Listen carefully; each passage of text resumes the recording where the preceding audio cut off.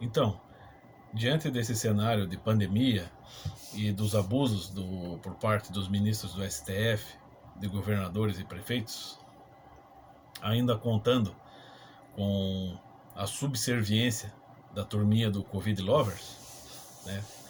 E considerando esse último chilique aí, que esse palhaço desse João Dória teve diante ali do Rodrigo Constantino, que Rodrigo, de uma maneira bastante certeira, né, bastante precisa, atirou verdades na cara desse palhaço que nem deveria estar ocupando o cargo que exerce hoje. A gente percebe, pelo menos penso de minha parte, que não há diálogo do povo com essas pessoas. Essas autoridades não querem ter diálogo com o povo, entendeu? Se qualquer prefeito que esteja apoiando radicalmente essas políticas de isolamento e de suspensão de atividades, de trancamento da população, qualquer uma dessas autoridades que se prestar a ter um diálogo com a população, eles não duram no cargo deles, né? Ou seja, a cadeira deles não resiste a um diálogo com o que é concreto, né? Com o povão, né? Não estou falando existe a unanimidade do erro, existe, né? O sacrifício de Cristo, o sacrifício de Sócrates é a unanimidade do erro, mas também existe a unanimidade do acerto, acredito eu, nesse sentido, né? Não há diálogo justamente por quê? Porque a intenção não é o bem-estar da população com essa gente, com essas autoridades, ou seja, STF, governadores e prefeitos. Com eles prevalece o seguinte: primeiro a vossa obediência e depois a vossa saúde. É isso que essa turma prega. E até aqui no Paraná, como diria o professor Olavo de Carvalho uma vez em uma palestra sobre teoria do Estado, ele falou muito bem que aqui no Sul ele acha o povo mais saudável, do Paraná para baixo. Paraná, Santa Catarina, Rio Grande do Sul. Então aqui estamos na bandeira amarela. Porém, foi aprovada por unanimidade na Câmara aqui, né, estabelecimento de multas de mais de 100 mil, né, para qualquer setor comercial que supostamente infringir regras, né, normas, decretos de segurança.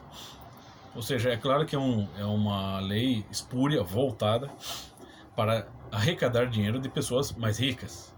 É isso.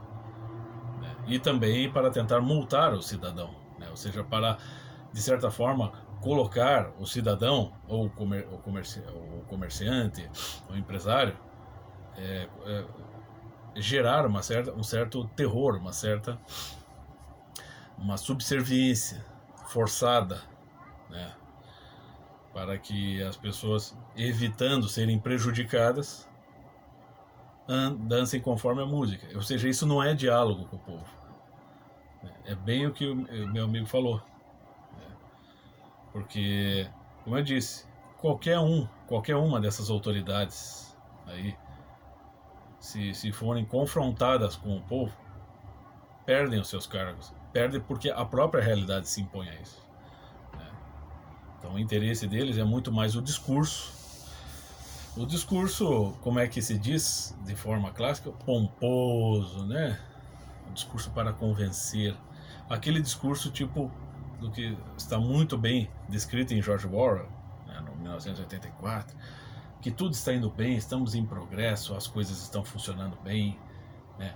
As normas estão aí, estão sendo bem exercidas e está tudo sob controle, a economia progride bem, né? A saúde progride bem, né? Você tem casos aqui, mas você tem curas ali, mas você não sabe exatamente, são dados abstratos, não temos, é impossível verificar caso a caso. Então é aí que se aproveita para se ter poder sobre as pessoas, e não é assim que a política deve funcionar, né? Porque todas essas pessoas, membros do STF, governadores, prefeitos e até o presidente, eles são empregados do povo, empregados.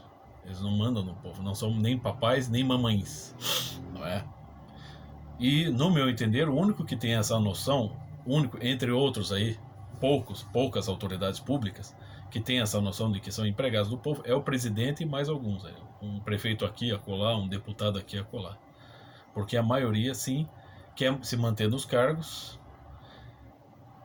quer progredir, né, em carreira, quer ganhar mais e, não contentes com isso, ainda querem mandar nas pessoas, dizer o que as pessoas têm que fazer. Né? Então, que nem como esse palhaço desse João Dória, esse vagabundo, filho da puta, né? Depois desse chilique com o Constantino, dá pra dizer que esse cara é um filho da puta, tá lá, vai lá pra Miami, ou então esse palhaço Zé Mané, né? Desse Bruno Covas, que é do grupo de risco, está lá em estádio, assistindo o jogo com o filho, né? Mas, né, se fazendo de vítima diante das críticas. Então, essa gente toda, é claro que isso é uma situação clássica. Se você estudar a história da política, isso está em todas as épocas e em todos os lugares, pelo menos no Ocidente. Desde a Roma Antiga já era assim. A questão é a seguinte, é que também desde os tempos desde a antiguidade, também está registrado a revolta da população, a revolta justa da população diante dessas autoridades, que, né, não deveriam ser qualificadas como autoridades, e sim como picaretas, como pilantras salafrários, né, oportunistas. É isto que são. Então, a política desses caras é assim: primeiro a vossa obediência, depois a vossa saúde.